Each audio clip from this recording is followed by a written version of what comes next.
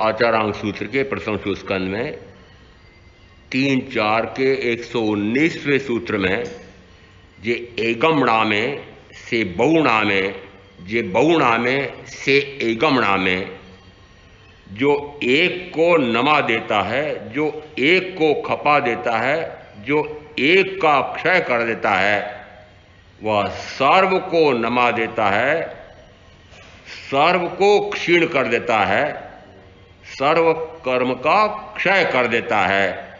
तो वह एक कौन सा? तो व्याख्या कही गई कि वह एक दर्शन मोहनी है। यह कहा दर्शन मोहनी के कारण से होने वाला अनंतानुबंधी कषाय है। इसका अर्थ है कि अनंतानुबंधी कषाय ही इस प्रकार का है जो मुझे अनंत जन्म मरण में अनंत दुख देने वाला है। और वह कषाय यदि क्रश हो जाए, यदि मोहनी कर्म यह क्षीण हो जाए, तो शेष 3 घाती कर्म भी क्षीण हो जाते हैं। ऐसी गाथा सेना वहिमिणी है जा सेना पणसई एवं कम्माणि रस्तंती, कि जैसे सेनापति या राजा शत्रु समक्ष समर्पण कर दे तो सेना जो उस आधार पर लड़ रही थी वह सेना भी समर्पित हो जाती है। ऐसा दृष्टांत देकर सूत्रकार कहते हैं कि मोहनी कर्म भी सभी कर्मों का राजा है। यदि मोहनी कर्म क्षीण हो जाए तो सर्वघाती कर्म क्षीण हो जाते हैं, और यदि घाती कर्म क्षीण हो जाते हैं तो मानना कि 4 अघाती तो चाहे देशों कोटि पूर्व तक भी पड़े रहें। देशों कोटि पूर्व का अर्थ होता है 1 करोड़ पूर्व की आयु हो और गर्भ का काल मिलाकर के यदि 9 वर्ष की आयु में कोई सर्ववृत्ति संयम ग्रहण करे और 2 घड़ी में केवल ज्ञान प्रकट हो जाए तो आयुष कितनी बची है कि 9 वर्ष करीब कम 1 करोड़ पूर्व देशों कोटि पूर्व तक ये 4 अघाती पड़े रहें तो पड़े रहें, ये मेरे निज गुण में लेश मात्र भी हानि करते नहीं। कौन? नाम, आयुष, नाम कर्म, गोत्र कर्म, आयुष कर्म और वेदनीय कर्म। इसका अर्थ हुआ कि चारों कर्म ये अघाती की श्रेणी में रखे हैं, और अघाती का अर्थ होता है जो मेरे ज्ञान दर्शन सुख वीर नाम के निज गुण हैं उनमें यह हानि कर नहीं सकते। इसका अर्थ हुआ कि हानि कौन करता है कि 4 घाती कर्म हानि करते हैं। मैं कहता हूं कोई कर्म हानि नहीं करता है, कोई कर्म मेरे निज गुण में हानि कर ही नहीं सकता है। समझ में नहीं आता है। महाराज कभी कहते हो ये निज गुण में हानि कर रहे हैं, कभी कहते हो हानि कर ही नहीं सकते। हानि कर रहे हैं ऐसा आपने मान लिया है, हानि कर नहीं सकते ऐसा सत्य सिद्धांत है। इसका अर्थ है सत्य यह है, प्रामाणिकता यह है, पूर्ण सत्य तो यह है कि अघाती मेरे निज गुण में हानि कर ही नहीं सकते। क्यों? क्योंकि कर्म पुद्गल है और मैं चैतन्य स्वरूपी आत्मा हूं। क्या ये पुद्गल मेरे निज गुण में कुछ कर सकता है? क्या पर द्रव्य मुझ स्वद्रव्य में कुछ कर सकता है? क्या मैं आत्मद्रव्य इस पुद्गल द्रव्य या इस पौद्गलिक शरीर में कुछ कर सकता हूं? करता हूं ऐसा यदि आप मानते हो तो यह मिथ्या मान्यता है। किया है मैंने ऐसा कहते हो तो मानना है कि मिथ्याभिमान है। मैं पर द्रव्य में कुछ भी करने में समर्थ नहीं हूं। धर्म, अधर्म, आकाश, काल और पुद्गल पांचों द्रव्य अपने अपने गुण में, अपने अपने विशिष्ट गुण में निरंतर प्रति समय परिणमित होते हैं। उन्हें और किसी की सहायता की निमित्त की आवश्यकता नहीं है। धर्म द्रव्य निरंतर अपने विशिष्ट गुण, कौन सा?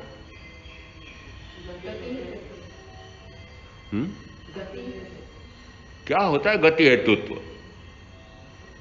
हेतुत्व का अर्थ है वह हेतु है, निमित्त है। इसका अर्थ है कि वह निमित्त है, परंतु गति करने की शक्ति किसमें है कि मात्र दो द्रव्यों में गति करने की शक्ति है, एक जीव द्रव्य और एक पुद्गल द्रव्य। इसका अर्थ है कि जिन दो में गति करने की सामर्थ्य शक्ति, त्रैकालिक शक्ति है, ऐसी गति करने के लिए निमित्त कारण है धर्म द्रव्य। इसका अर्थ है कि धर्म द्रव्य निरंतर अनादि से वर्तमान में भी अनंत काल तक जीव और पुद्गल को गति करने में सहायभूत सहायभूत सहायभूत सहायभूत निरंतर एक समय में नहीं चुकेगा। अधर्म द्रव्य स्थिति हेतुत्व, स्थिर होने में यह अधर्म द्रव्य निमित्तभूत है, सहायक है। आकाश द्रव्य यह अपने आप को भी आधार दे रखा है इसने, और अन्य सभी द्रव्यों को आधार देने वाला है, अवगाहना देने वाला है, स्थान देने वाला है, अनादि से दे रहा है, वर्तमान भी दे रहा है और अनंत काल तक देता रहेगा। कहां रहते हो?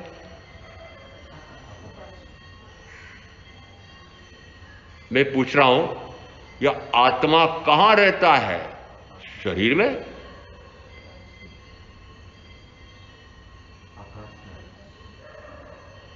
मुझे तो शरीर में दिख रहा है। आत्मा शरीर से निकल करके जाता है, ये भी तो बोलते हो।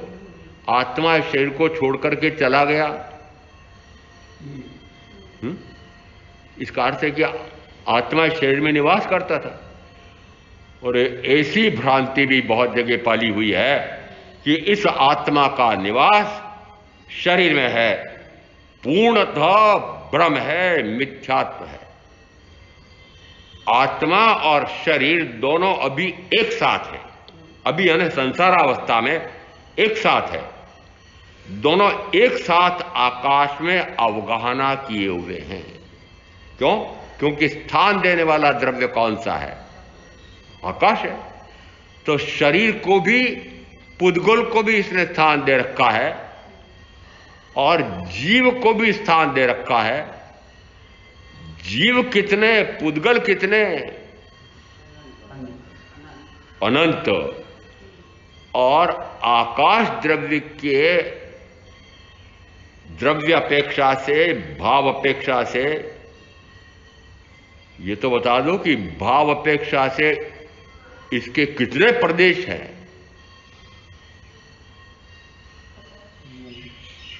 द्रव्य से यह एक है, क्षेत्र से यह असंख्यात प्रदेशी है, काल से यह त्रैकालिक है, भाव से यह आवर्णमय, आगंधमय, आरसमय, आस्पर्शमय है। धर्म, अधर्म, आकाश और काल चारों के लिए लागू होता है। इसका अर्थ है कि असंख्यात प्रदेशी आकाशास्ति काय, अनंत प्रदेशी पुद्गल को भी, और एक एक जीव करते हुए अनंत जीव, उन अनंत जीव और अनंत पुद्गल और अनंत काल, तीनों अनंत है।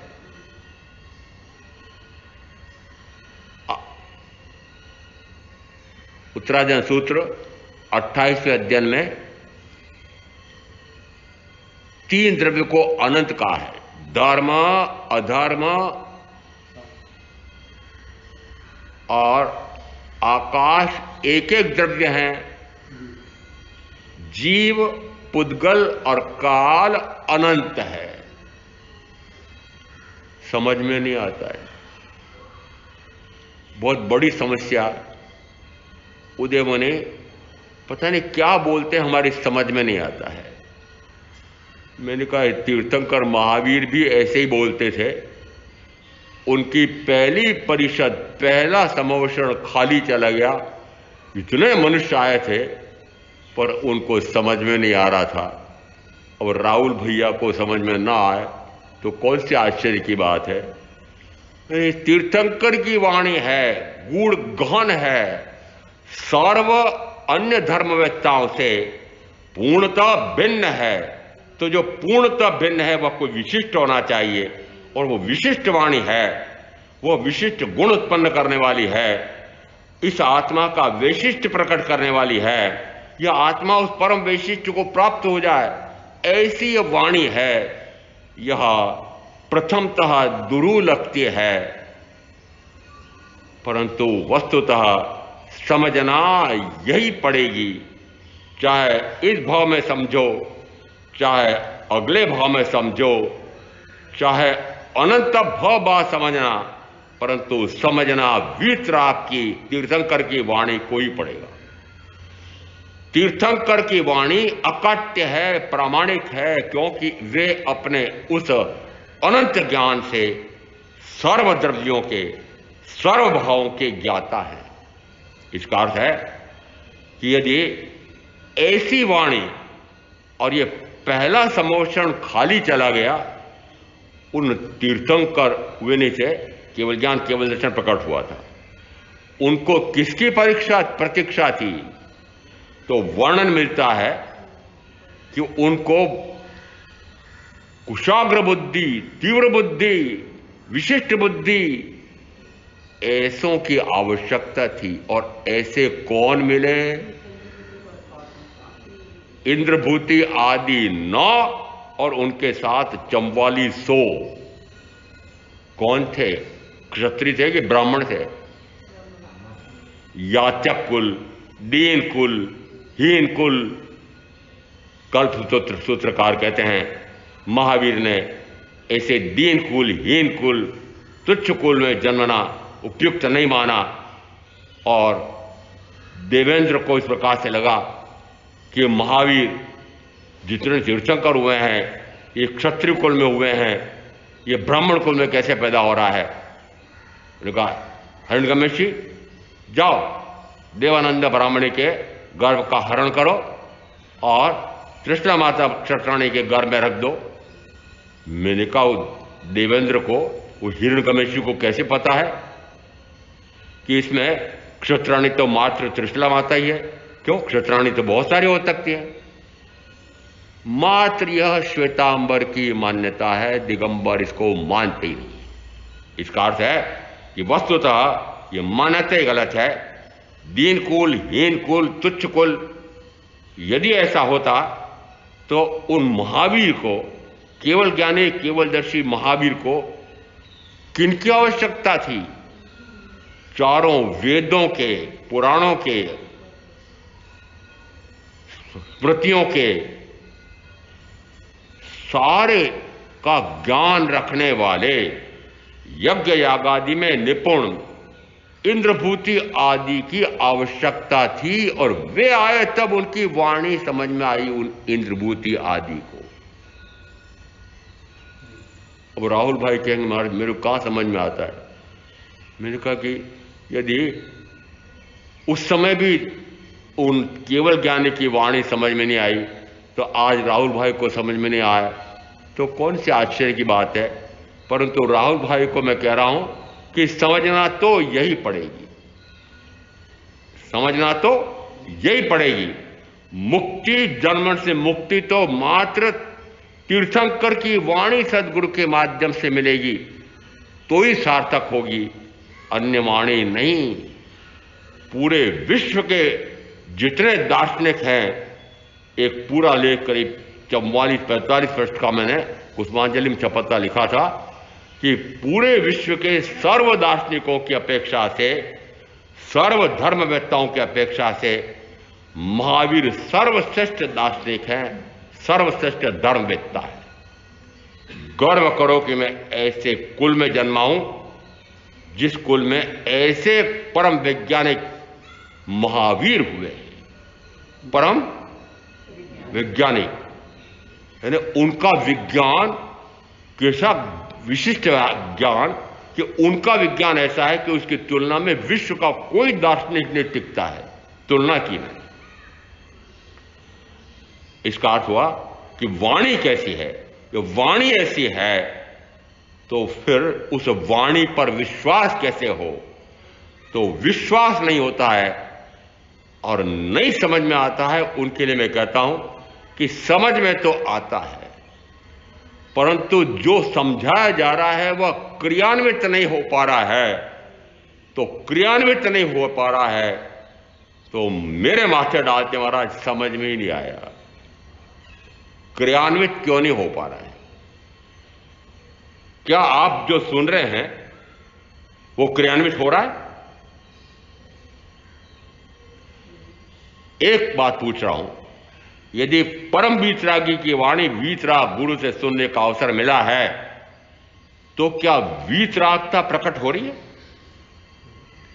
क्या कषाय क्रश हो रहे हैं? क्या 5 इंद्रियों की आसक्ति टूट रही है? क्या परिवार से मोह ममता छूट रही है? क्या शरीर की आसक्ति, 5 इंद्रियों की आसक्ति, 5 इंद्रियों में रति भाव कट रहा है? नहीं। इसका अर्थ है कि सुन तो लेते हो पर वैसे हो नहीं रहे हो। और इसी से मुझे समझ में आता है कि आप क्योंकि उस वाणी के अनुसार चल नहीं पा रहे हो तो वाणी दाता को दोष देते हो, आपकी वाणी समझ में नहीं आती। अरे वाणी को समझ करके क्रियान्वित करना भी मेरे हाथ में है ऐसा मानो। और ऐसा कितने जीवों ने किया है तो मैं प्रमाण देता हूं अनंत सिद्ध हुए। क्या वो अनंत सिद्ध केवली की वाणी को सुने समझे बिना हुए हैं? उस वाणी को सुना है, समझा है, श्रद्धान किया है, प्रतीति की है, अनुभव में आया है और अनुभव सिद्ध हुआ है, तब जाकर के बोलते हैं। इसका अर्थ है कि वाणी इस प्रकार की है जो अनुभव सिद्ध है। अनुभव सिद्ध है का अर्थ है कि कषाय क्रश होते हैं। क्यों? ये कषाय का भाव कौन करता है? काषायिक भाव करता कौन है? कि मैं। तो क्या यह संभव नहीं कि मैं काषायिक भाव ना करूं? मेरे हाथ में। क्यों मान लिया कि कषाय क्रश नहीं होते? 5 इंद्रियों में आसक्ति करने वाला कौन? मैं। और यदि आप कहते हो कि मेरे तो 5 इंद्रियों की आसक्ति नहीं टूट रही है तो फिर दुष्परिणाम बता रहा हूं। दुष्परिणाम बता रहा हूं। यदि 5 इंद्रियों की आसक्ति चल रही है, 5 की कहो कि 1 की कहो कि 2 की कहो कि 3 की कहो कि 4 की कहो, एक में 5 सम्मिलित है, 5 में एक सम्मिलित है, एक है इसका अर्थ है 5 है। इसका अर्थ है कि यदि 5 इंद्रियों में आसक्ति का भाव है, कर्म का मूल 5 इंद्रियों की आसक्ति है। ये गुणे से आवट्टे, जो आवट्टे से गुणे, जो आवर्त है चतुर्गति में, जो आवर्तियां हो रही हैं वह आवर्त का मूल क्या है? तो कि गुण, कौन से गुण? कि जो गुण इस शरीर के हैं, शब्द, वर्ण, गंध, रस, स्पर्श, ये गुण मैंने अपने मान लिए हैं और अपने गुण मान करके उन्हीं गुणों में रमण करता हूं। सुनना कर्णप्रिय हो तो अच्छा लगता है, कर्ण कटु हो तो बुरा लगता है। ये कौन कर रहा है? आंखों को वह दृश्य रमणीय दिखता हो तो अच्छा लगता है, रमणीय न दिखता हो अच्छा नहीं लगता है। आंखों के सामने रमणीय आ जाए, अप्सरा आ जाए अच्छी लगती है, भूंडी ऐसी आ जाए बुरा लगता है। यदि गंध सुगंध है अच्छा लगता है, दुर्गंध है नाभों से कोड़ते हो। स्वाद, रसनेंद्रिय का स्वाद यदि बहुत अच्छा है, बड़ा मजा ले लेकर के, चटकारा ले लेकर के खाते हो, स्वाद अच्छा नहीं है, भाता नहीं है। यदि स्पर्श कड़ा है, स्पर्श ठंडा है, सहन नहीं होता है, स्पर्श गर्म है, ये ठंडा ठंडा स्पर्श हो तो अच्छा लगता है, गर्मी में ठंडा स्पर्श हो तो अच्छा लगता है। यदि पंखा चल रहा हो तो बड़ा अच्छा लगता है, वातानुकूलित यंत्र लगा हुआ हो तो बड़ा मजा आ जाता है। ये सब कौन कर रहा है? ये विकार किसके हो रहे हैं? ये विकार किसके हो रहे हैं? कि विकार करने वाला भी मैं और निर्विकारी त्रैकालिक स्वभाव भी मेरा। ये वाणी इसलिए समझ में नहीं आती है कि तीर्थंकर महावीर कहते हैं कि विकार करने वाला भी यह आत्मा ही है और त्रिकाल निर्विकारी स्वभाव भी आत्मा का ही है। सत्य है, परम सत्य है कि आत्मा निर्विकारी है। मानना किसको? जो परम सत्य उसको मानना।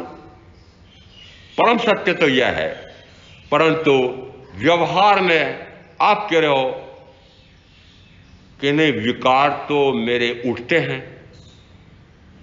यदि आप स्वयं स्वीकार कर रहे हो कि मेरे विकार के भाव तो, वासना के भाव तो जगते हैं, तो क्या ये सत्य नहीं है?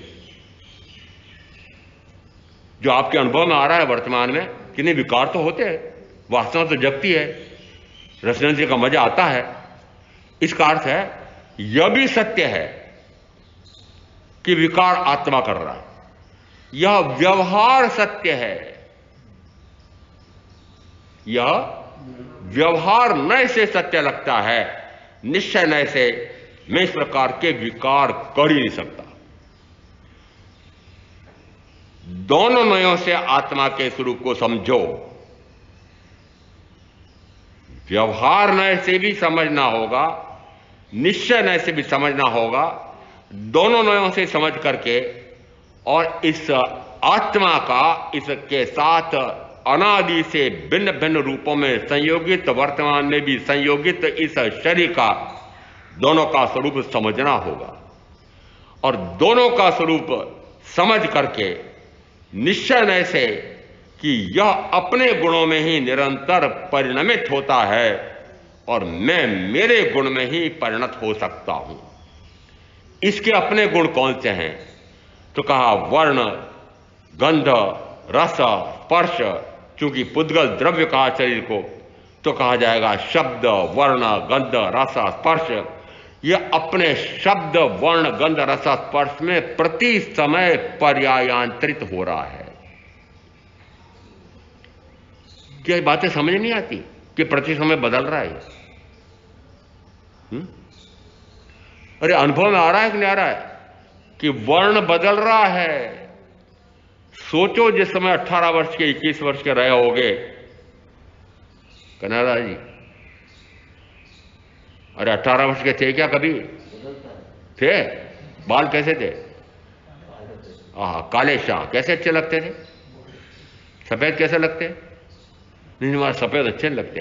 फिर सफेद अच्छे नहीं लगते हैं, बैठो रंगने, अच्छे लगना चाहिए। अरे कितने रंग के आओ रंगे सियार, मुझे तो पता लगता है कि रंगे सियार है। अरे क्यों रंगे सियार बन के फिरते हो? अपनी वास्तविकता अपने आप को पता लगना चाहिए। ये चेतावनी दे रहे हैं कि काले शाह बाल सफेद हो रहे हैं, ये चेतावनी दे रहे हैं कि दांत गिर रहे हैं, ये चेतावनी दे रहे हैं कि सुनाई कम देने लगा है, ये चेतावनी दे रहे हैं कि आंखों से कम दिखाई दे रहा है, ये चेतावनी दे रहे हैं कि सोचो वृद्धावस्था आ रही है, जीर्णावस्था आ रही है, चेतते क्यों नहीं हो? ये सूचना दे रहा है। काल अचानक नहीं आता है, परंतु चेतता नहीं है। इसका अर्थ है कि शब्द, वर्ण, गंध, रस, स्पर्श नाम के गुण इस शरीर के हैं और मैंने मान लिया कि मेरे हैं। ये मैंने जो मान लिया है, मान्यता सही है क्या? बस यही समझना कि जो मैंने मान्यता कर रखी है वह मान्यता सही नहीं है। तो मात्र तीर्थंकर सदगुरु क्या कहते हैं कि भाई तुमने अभी मान्यता कर रही, वह मान्यता मिथ्या कर रखी है। यदि तुमने मान्यता कर रखी है कि शरीर में सुख है, शरीर के साथ 5 इंद्रियों में सुख है, इन इंद्रियों से सुख मिलता है, परिजन, धन, वैभव, सुख साधन सुख देते हैं, माहिर कहते हैं भ्रांति है। मैं कहता हूं भ्रांति है, मेरे अनुभव में आता भ्रांति है, मैं अनुभव से कहता हूं भ्रांति है। भ्रांति कैसे? भ्रांति कैसे? क्या शरीर के माध्यम से, इन इंद्रियों के माध्यम से निरंतर सुख का अनुभव आ रहा है? इसका अर्थ क्या हुआ? इसका अर्थ हुआ कि निरंतर सुख नहीं है। आपने मान लिया इसमें सुख है। यदि सुख है तो निरंतर आना चाहिए। यदि इनमें सुख है ऐसा माना तो निरंतर इनमें सुख आना चाहिए, परंतु निरंतर सुख नहीं आ रहा है, दुख भी आ रहा है। यदि दुख आ रहा है तो फिर दुख क्यों आ रहा है? कभी सुख और कभी दुख होता क्यों है? कोई सुखी न कोई दुखी होता क्यों है? मैं भी कभी सुखी कभी दुखी ऐसा होता क्यों हूं? कारण होना चाहिए, कारण होना चाहिए। कारण कौन है? कर्म। अरे कर्म क्यों? मैं स्वयं हूं, मैं स्वयं हूं। वो कर्म बांधा किसने? स्वयं में बांधा। दोष किसका? तो दोष कर्म को क्यों देते हो? कर्म के निमित्त क्यों देते हो? अपने आप को दोष क्यों नहीं देते हो कि मैंने ही पूर्व में इस प्रकार के कर्म बांधे हैं, उसके कारण से मुझे कभी सुख और कभी दुख मिलता है, कभी अनुकूल मिलते हैं, कभी प्रतिकूल मिलते हैं। तो निरंतर मुझे अनुकूल ही अनुकूल क्यों नहीं मिले? निरंतर मुझे अनुकूल ही अनुकूल मिलता है, पर कब मिलता है? कि मैं अपने अनुकूल हो जाऊं, अपने आप के अनुकूल मैं हो जाऊं, तो निरंतर अनुकूल ही अनुकूल मिलेगा। मैं अनुकूल बाहर ढूंढता हूं तो बाहर तो अनुकूल भी मिलता है, प्रतिकूल भी मिलता है। क्योंकि बाहर अनुकूल प्रतिकूल क्यों मिलता है? वो मेरे पाप के उदय से, असाता विजनी कर्म के उदय से, असाता विजनी कर्म का उदय आता है तो बाहर में संगी साथी, धन वैभव, ये प्रतिकूल मिलते हैं। यदि साता विजनी का उदय हो तो अनुकूल मिलते हैं।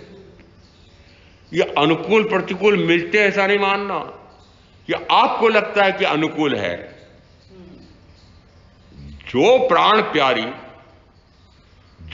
प्यारा अनुकूल से अनुकूलतम थी या था, क्या वही प्रतिकूल से प्रतिकूलतम नहीं हो जाता है?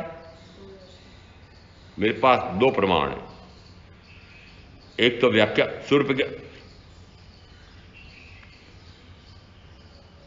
सूर्यादेव पूर्व के भाव में जिस समय राजा परदेशी के रूप में थे, उनको शरीर और आत्मा की भिन्नता का भेद ज्ञान हो गया। केशव कुमार श्रवण से शरीर का, पुद्गल का, आत्मा का स्वरूप दोनों पूर्णता भिन्न हैं। उनके साथ वार्ता के कारण से उनको शरीर से पूर्णता भिन्न, आत्मा एक पूर्णता पृथक स्वतंत्र अस्तित्व वाला एकाकी द्रव्य हूं, ऐसा जिस समय अंदर में पक्का हो गया। पक्का होते से ही हुआ क्या? पक्का होते से ही न तो भोग भोगने में रुचि ले, न राजकाज में रुचि ले। तो पत्नी ने सोचा, ऐसा पति किस काम का, ऐसा राजा किस काम का? ये तो मर जाए तो अच्छा, मार डालो तो अच्छा। और क्या किया? क्या किया? मार डाला था। किसने? पत्नी ने नहीं, प्राण प्यारी ने। जो प्राण प्यारी थी वो प्राण लेवी हो जाती है। क्यों मानते हो कि वह अनुकूल है? अरे वह अनुकूल कब तक है? कि जब तक आप उसके भोगों में सहायता कर रहे हो तो वह आपको अनुकूल लगती है। वह आपको अनुकूल लगती है, आप उसको अनुकूल लगते हैं, क्योंकि एक दूसरे को भोगों में पूरी सहायता करता है, सहायता करती है। कि एक दूसरे को भोगों में सहायता करते हैं तो आपको प्यारे लगते हैं। यही चतुर्गति रूप संसार है। समझ में आ रहा है कारण? चतुर्गति रूप संसार का कारण समझ में आ रहा है? कौन है चतुर्गति रूप संसार का कारण? कौन है? ये चतुर्गति रूप संसार की रचना कर कौन रहा है? मैं स्वयं कर रहा हूं। मैं स्वयं कर रहा हूं। क्या करके कर रहा हूं? कि विकार का भाव करके। यदि तीर्थंकर महावीर कहते हैं विकार करना मेरा स्वभाव नहीं है, मैं राग स्वरूपी हूं ही नहीं, मैं तो वीतराग स्वरूपी हूं, शुद्ध स्वरूपी हूं, बुद्ध स्वरूपी हूं, मुक्त स्वरूपी हूं, सहज स्वरूपी हूं। सहजानंद स्वरूपी हूं। क्यों नहीं मानते हो कि मैं सहजानंद स्वरूपी हूं? सहज स्वरूप मेरा है, त्रिकाल मेरा है। वह सहज स्वरूप वर्तमान में भी विद्यमान है, पूर्व में भी विद्यमान था, अनंत काल तक विद्यमान रहेगा। ऐसा मैं सहज स्वरूप हूं। वचनामृत में आया मैं सहज स्वरूपी हूं। तो सहज हो जाना सही है कि असहज हो जाना सही है? स्वाभाविक होना सही है कि अस्वाभाविक होना सही है? परम शांत हो जाना सही है कि प्रचंड क्रोधी होना सही है? तय करो, तय करो कि प्रचंड क्रोधी होना सही है कि क्रोध का विलोम परम शांत होना सही है? परम शांत स्वभाव भी मेरा ही है, परम अशांत परम क्रोधी प्रचंड क्रोधी भी मैं ही होता हूं। दोनों मैं ही कर रहा हूं। यदि प्रचंड क्रोधी होकर के मैंने देख लिया कि उसी के कारण से अनंत जन्मन का अनंत दुख है, तो फिर समझ में नहीं आता है। जो मैंने वर्तमान में अनादिकाल से करता आ रहा था, वह वर्तमान में भी करता रहूं, तो अनादिकाल से जो कर रहा था वह या तो शुभ भाव या अशुभ भाव। शुभ से पुण्य, पुण्य से सुगति, अशुभ से पाप, पाप से दुर्गति। अनादिकाल से गिनो तो अनंत काल हो गया। मैंने निरंतर क्या किया? शुभ अशुभ, शुभ अशुभ, पुण्य पाप, पुण्य पाप। अब महावीर कहते हैं कि दोनों से परे हो जाओ। अब समस्या आ गई आपके सामने, बहुत बड़ी समस्या। फिर महाराज राग करूं कि नहीं करूं? फिर महाराज मोह करूं कि नहीं करूं? आ गई ना समस्या। इस समस्या से प्रवचन समझ में नहीं आते हैं। बता दे रहा राहुल भाई को, समस्या यह है कि महाराज के प्रवचन सुन लेंगे। मेरे पास ईश्वर की श्रावक है, ऐसी श्राविकाएं भी है, साफ साफ बोलते हैं, महाराज आपके प्रवचन यदि रोज सुन लूं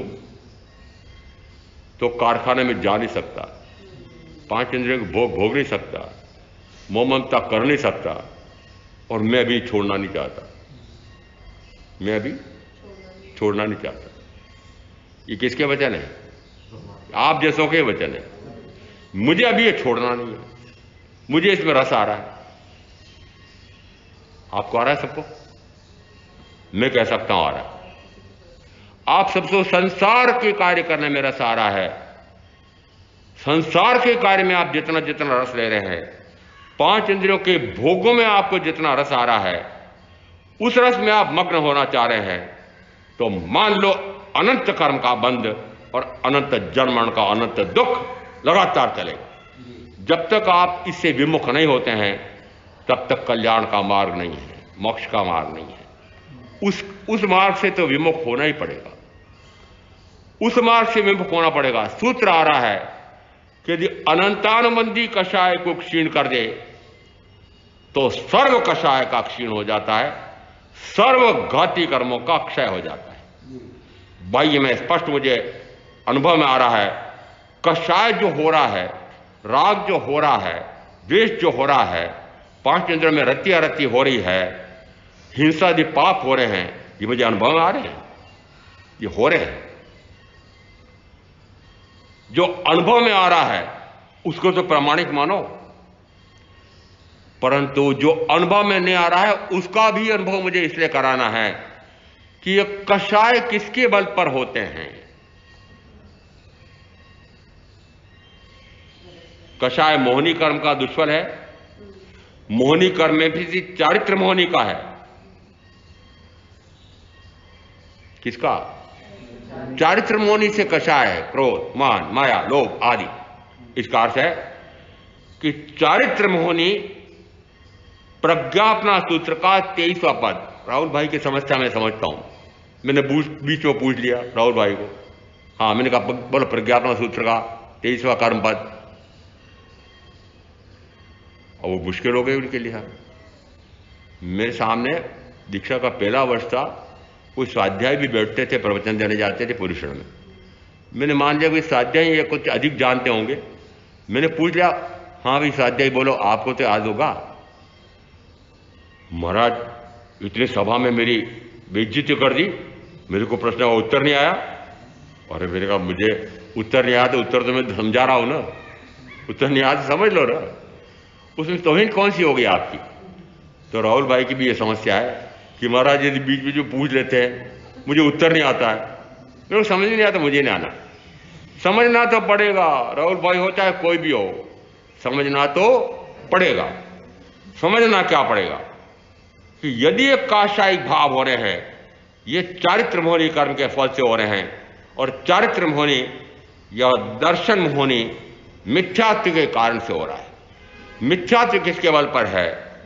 तो कहा ज्ञानावरणी कर्म, दर्शनावरणी कर्म, इन दोनों के उदय में दर्शन मोहनी कर्म आता है, और दर्शन मोहनी कर्म मिथ्या भ्रम में डालता है। मिथ्या भ्रम में जाकर के जीव फिर मिथ्या मुहादि करता है। मिथ्या मुहादि राग द्वेष आदि जिसके ऊपर करता है, मेरा उपयोग भी उस पर चला जाता है।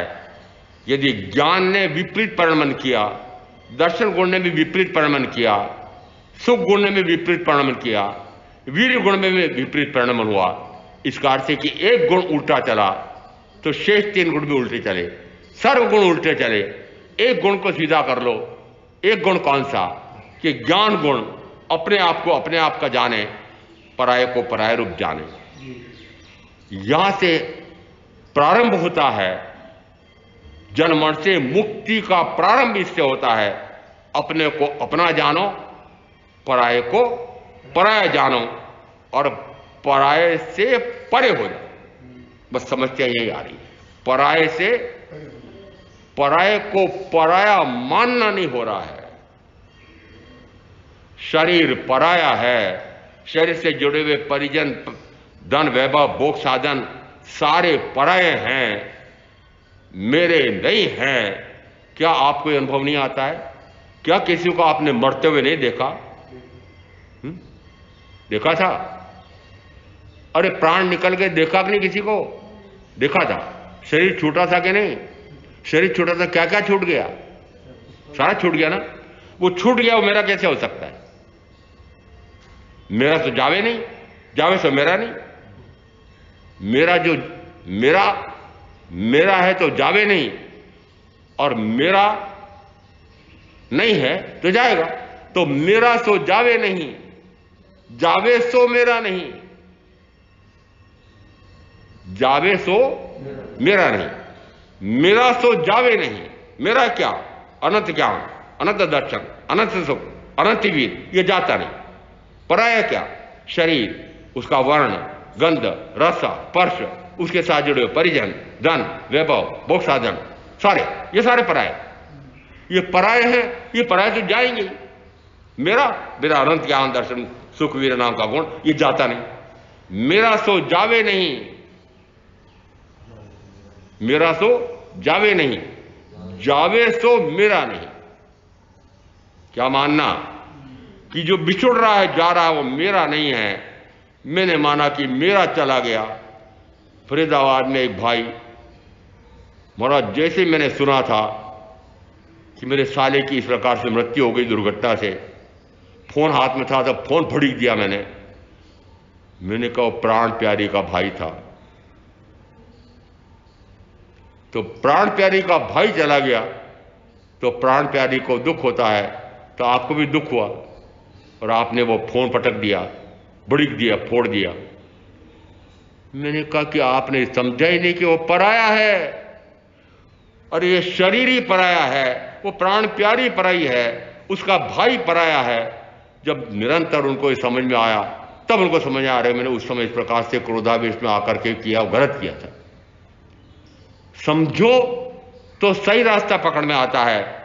यदि महावीर सही रास्ता बता गए हैं, मैंने वो वास्तव को सही माना है, ज्ञान दर्शन चारित्र तप ऐसा मोक्ष का मार्ग है। यदि मैंने उस मार्ग को सही जाना है, उस मार्ग पर चल पड़ा हूं, दौड़ रहा हूं, तो मानो न कि मैंने मार्ग सही चुना है, तो मैं सही मार्ग बता रहा हूं, इस सही मार्ग को जानो, उसके अनुसार कार्य करो। ऐसा में आप जो करेंगे उनका अवश्य कल्याण होगा। ओम शांति। गुरुदेव क्या गया, चत्तारि मंगलम अरिहंता मंगलम सिद्धा मंगलम साहू मंगलम कीवली पणत्तो धम मंगलम। चत्तारि लुगुत्तमा अरिहंता लुगुत्तमा सिद्धा लुगुत्तमा साहू लुगुत्तमा केवली पणत्तो धम लुगुत्तमा।